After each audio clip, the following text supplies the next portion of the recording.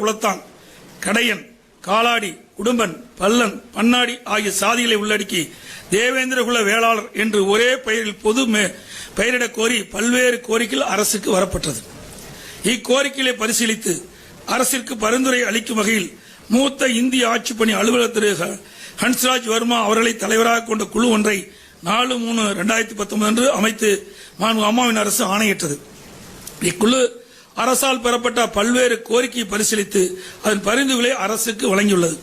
இக்குழு இந்த நேர்வுக்கு தொடர்புடைய பல்வேறு தரப்பினரது கோரிக்கை மற்றும் சென்னை பல்கலைக்கழக மானுடவியல் அறிக்கை ஆகியவற்றை கருத்தில் கொண்டு மாநில பட்டியலில் உள்ள வாதிரியான் என்ற உட்பிரிவினையும் உள்ளடக்கி கீழ்கண்ட 7 உப சாதிகளை சார்ந்தவர்கள், அதாவது 1 தேவேந்திர குலத்தான், 2 கடையன், 3 காலாடி, 4 குடுமன், 5 பல்லன், 6 பன்னாடி மற்றும் 7 வாதிரியான் ஆகிய 7 உட்பிரிவுகளை சார்ந்தவர்களை தேவேந்திரகுல வேளாளர் என பொது பெயரிட பரிந்துரைத்துள்ளது.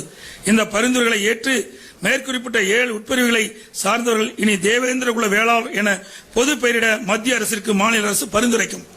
மேலும் தேவேந்திரகுல வேளாளர் என பொது பெயரிட்டாலும் மேற்குறிப்பிட்ட 7 ஜாதி உட்பிரிவுகளும் தற்போதைய சமூக பொருளாதார நிலையை கருத்தில் கொண்டு பட்டியலின் வகுப்பில் தொடரும் குழு பரிந்துரைத்துள்ளது. தேவேந்திரகுல வேளாளர் என்ற பொது பெயரிட்டாலும் இப்பிரிவினர் ஏற்கனவே பெற்றோரும் சலுகைகள் தொடரும். இதற்கான ஆணைகளை அம்மாவின் அரசு விரைவில் பிறப்பிக்கும். மேலும் மாநில அரசின் பரிந்துரை மீது மத்திய அரசிடமிருந்து ஆணை பெற அம்மாவின் அரசு உரிய நடவடிக்கை மேற்கொள்ளும் என்பதை தெரிவித்துக் கொள்கின்றேன்.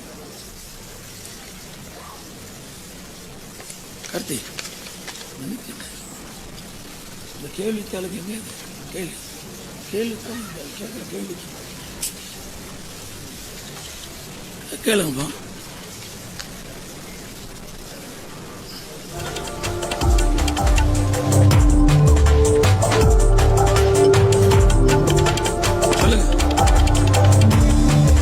சிவகங்கையில் பல்வேறு ஆய்வுப் பணிகளை மேற்கொண்ட முதலமைச்சர் தற்போது பேசி வந்த அந்த காட்சிகளை நாம் பார்த்தோம்.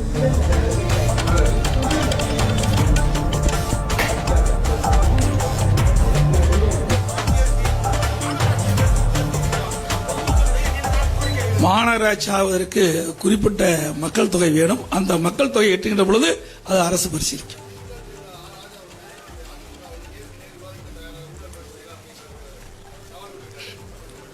நான் தான் ஏற்கனவே சொல்லிட்டேன், 2G ஸ்பெக்ட்ரம் ஊழல் எப்ப நடந்தது?